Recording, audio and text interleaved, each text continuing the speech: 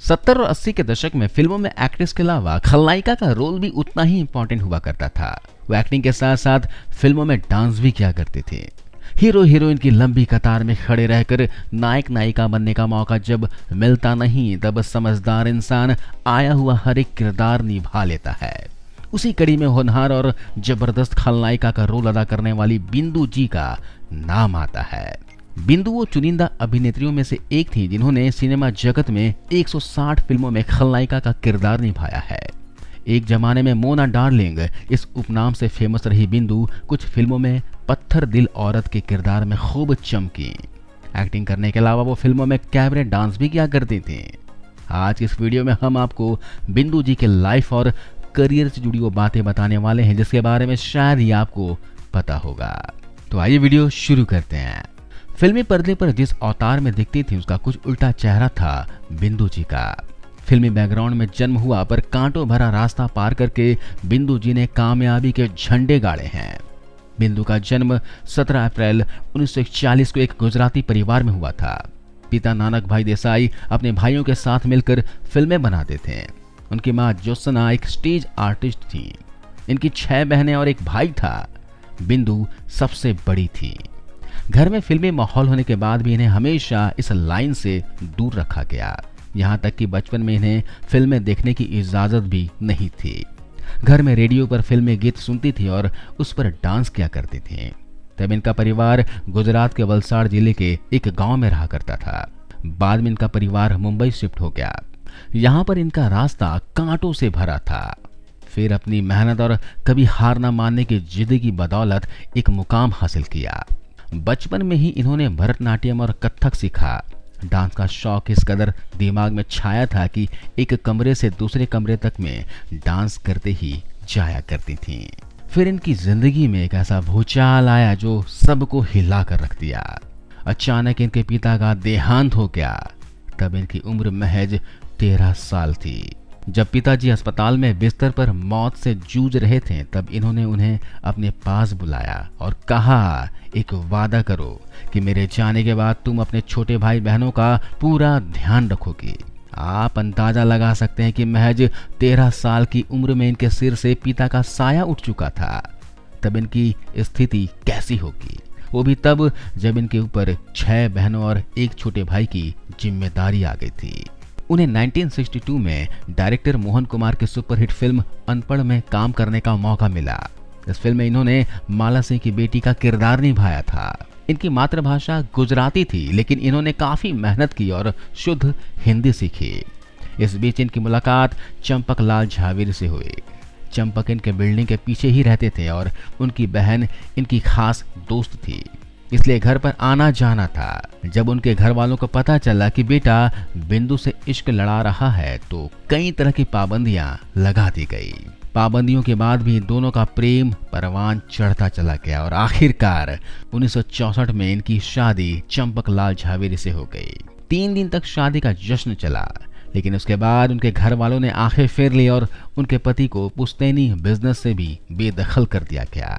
ये तो शादी के बाद उन्हें अपना ससुराल जाना था, लेकिन वो नहीं गई क्योंकि शादी इसी शर्त पर थी कि मुझे अपने छोटे भाई और 6 बहनों की परवरिश करनी है। चंपक बहुत समझदार व्यक्ति थे और वे अपना घर छोड़कर बिंदु के साथ रहने लगे। चंपक इन्हें हमेशा हौसला देते थे। सच कहा जाए तो इनका ससुराल से पूरी तरह से नाता टूट चुका था। एक बार बिंदु अपने पारिवारिक मित्र चंद्रशेखर की पार्टी में गई। तब साथ में उनकी सबसे छोटी बहन भी गई थी। वहां पर मशहूर संगीतकार लक्ष्मीकांत प्यारे लाल भी आए हुए थे। उन्हें नहीं पता था कि लक्ष्मी जी और उनकी बहन से कब आंखें चार हो गई। लक्ष्मी जी पहली नजर में उनकी बहन को दिल दे बैठे। लक्ष्मी जी उनके घर आने लगे और कुछ समय के बाद उनकी छोटी बहन से लक्ष्मी जी का विवाह हो गया। इनके घर के पास ही लक्ष्मीकांत प्यारे लाल जी का स्टूडियो भी हुआ करता था। एक रात बहुत देर हो गई, लक्ष्मी जी घर नहीं पहुंचे। तब वे अपनी बहन के साथ स्टूडियो पहुंची। वे एक फिल्म के म्यूजिक में व्यस्त थे। वहां पर राज खोसला भी थे। इन्होंने लक्ष्मी जी से पूछा कि ये कौन है। उन्होंने बताया कि बिंदु मेरी साली है। तब राज खोसला ने पूछा कि क्या तुम फिल्मों में काम करोगी। वो बोले, मैं एक फिल्म बना रहा हूँ, 2 रास्ते, उसमें नेगेटिव रोल है। तब बिंदु ने झट से हाँ कह दिया। 15 दिनों के बाद राज खोसला की ऑफिस की तरफ से संदेश आया कि आ जाओ, तुम्हारा स्क्रीन टेस्ट लेना है। बिंदु जी वहां पर पहुंची और उन्हें एक डायलॉग दे दिया गया। उन्होंने अच्छे से तैयारी की और डायलॉग एक ही शॉट में दे दिया। वो सिंगल टेक का शॉट खत्म हुआ और उनके काम के लिए तालियां बजी। इस तरह उन्हें फिल्म दो रास्ते में एंट्री मिल गई। स्टूडियो में जब गीतों की रिकॉर्डिंग होती तो बिंदु भी वहां होती। दो रास्ते का संगीत लक्ष्मीकांत यानी कि उनके जीजाजी और प्यारेलाल जी ने दिया, जबकि गीत आनंद बख्शी के थे। जब बिंदिया चमकेगी चूड़ी खनकेगी तेरी नींद उड़े तो उड़ जाए गाने की रिहर्सल चल रही थी, तब आनंद बख्शी बिंदु को चिढ़ाते कि भले ही यह गाना मुमताज के लिए बना है, लेकिन देखना इसमें बिंदु चमकेगी, और हुआ भी वही। हाँ, शुरू के 2 हफ्ते फिल्म दो रास्ते की प्रतिक्रिया ठीक नहीं रही, लेकिन बाद में यह फिल्म सुपर हिट साबित हुई। इस फिल्म के बाद एक बार उन्हें मशहूर डायरेक्टर शक्ति सामंत जी ने बुलवाया। कहा, मैं फिल्म कटी पतंग बना रहा हूँ, उसमें एक कैबरे के लिए तुमको रोल देना चाहता हूँ। बिंदु ने कभी कैबरे डांस नहीं किया था, फिर भी इन्होंने अपने आप से कहा कि बिंदु, तेरे लिए कुछ भी असंभव नहीं है, तुझे रोल करना ही है। मेरा नाम है शबनम, प्यार से लोग मुझे कहते हैं। ये कैबरे भी सुपर हिट साबित हुआ। इसके बाद बिंदु कामयाब होती चली गई और इन्होंने कभी पीछे मुड़कर नहीं देखा। बिंदु जी का बचपन से ही शिरडी वाले साईं बाबा पर काफी श्रद्धा रही है। उनके घर में उनकी बड़ी सी मूर्ति स्थापित हुई है। हर गुरुवार को विशेष पूजा होती है। बिंदु कहती हैं कि मेरी कामयाबी में मेरे पति चंपक का बहुत बड़ा हाथ रहा था। भले ही मैं ज्यादा नहीं पढ़ पाई, लेकिन मैंने अपनी सभी बहनों को खूब पढ़ाया। उनमें से एक डॉक्टर बनी तो दूसरी लॉयर। सब बहनें और भाई सेट हैं। मैं अपने पति का एहसान कभी नहीं भूल सकती कि इन्होंने मेरे पीछे अपना परिवार छोड़ा और मेरे घर में रहकर न केवल मुझे आगे बढ़ने में मदद किया, बल्कि मेरी बहनों और भाइयों को भी संभाला। आज मैं जो कुछ हूँ वो मेरे पति चंपक लाल झावेरी की वजह से हूँ। आज भी ये जोड़ी अपने मैरिड लाइफ में बहुत खुश हैं। अपने एक इंटरव्यू में बिंदु ने मां न बन पाने का कारण बताया था। बिंदु बताती है कि हमने बेबी प्लान किया और मैं उस समय प्रेग्नेंट भी हुई थी। अपने बच्चे के लिए मैंने प्रेगनेंसी के 3 महीने के बाद ही काम करना बंद कर दिया था, ताकि आने वाले बच्चे को किसी भी तरह की परेशानी ना हो।